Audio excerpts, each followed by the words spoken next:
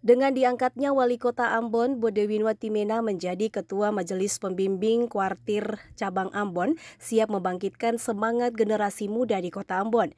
Gerakan Pramuka memiliki peran strategis untuk membentuk karakter generasi muda bangsa.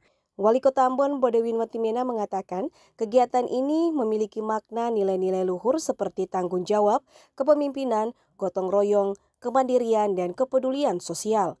Dalam kesempatan yang sama, Wali Kota Ambon, Bodewin Watimena juga melantik pengurus Kuartir Pramuka Cabang Ambon dan Lembaga Pemeriksa Keuangan Cabang Gerakan Pramuka Kota Ambon masa bakti 2025-2030. Wali Kota Ambon, Bodewin Watimena berharap pengurus yang baru dilantik ini dapat menjalankan amanah dengan penuh tanggung jawab, semangat kebersamaan, dan dedikasi yang tinggi. Novita Bonara, Samsudin Sanduan melaporkan.